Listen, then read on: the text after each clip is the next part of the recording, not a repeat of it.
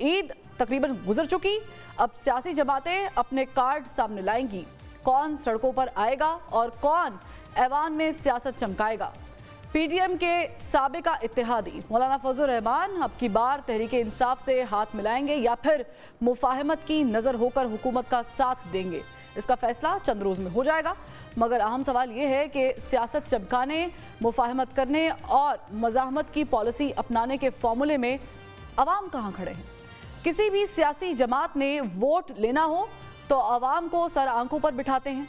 एहतजाज के लिए इस्लामाबाद बसेस भर कर ले जानी हो तब भी अवाम का साथ ज़रूरी होता है, मगर रिलीफ देने की बात हो, महंगाई कम करनी हो या मुल्क को कर्ज़ों के चुंगल से निकालना हो तो सियासतदानों की तरजीहात में अवाम कभी भी शामिल नहीं होते।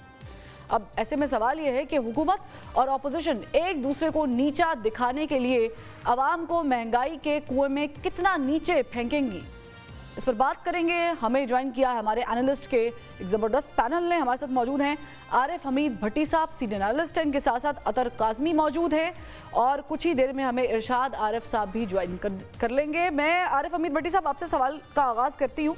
मुझे बताएं कि ये ईद के बाद बहुत सारी चीज़ें जो हैं वो रखी गई हैं, उसमें ये भी रखा गया है कि हम हुकूमत मुखालिफ तहरीक जो है अपोजिशन की तरफ से, ख़ास करके उसमें पीटीआई भी शामिल है और दीगर जमातें भी शामिल है, हम एक मुकम्मल तौर पे तहरीक चलाएंगे। आपको ये तहरीक कितनी कामयाब होती दिखाई दे रही है?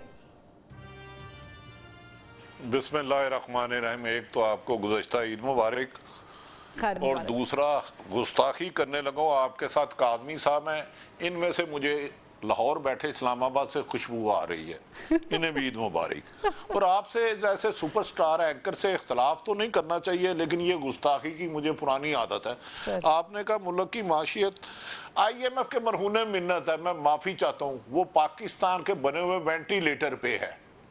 हुक्मरानों का मुल्क की माशियत से क्या ताल्लुक?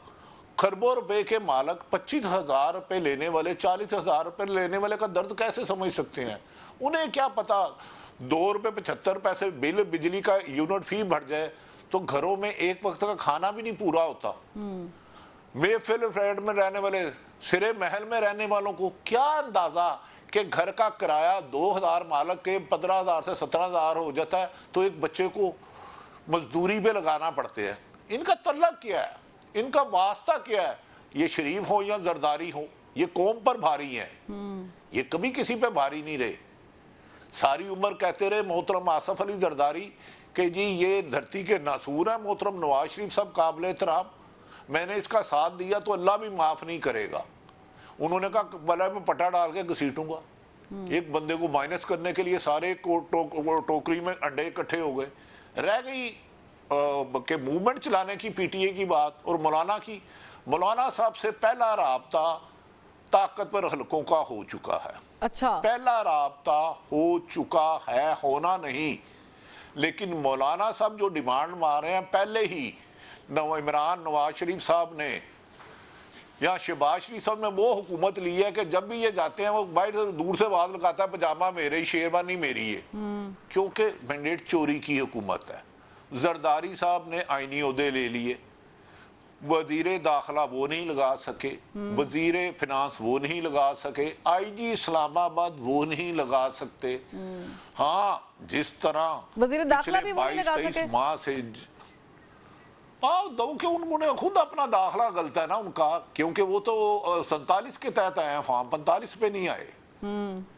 तो जो बंदा खुद नकल मारता हुआ पकड़ा जाए वो दूसरे को क्या बेचारा बताएगा। अच्छा, आरिफ हमीद भट्टी साहब मुझे ये बताया, अभी आपने कहा मौलाना साहब का जो राब्ता जहां पर होना है वहां पर हो चुका है, तो इसका मतलब है कि हम हुकूमत को और उन हलकों को एक पेज पे ना समझें?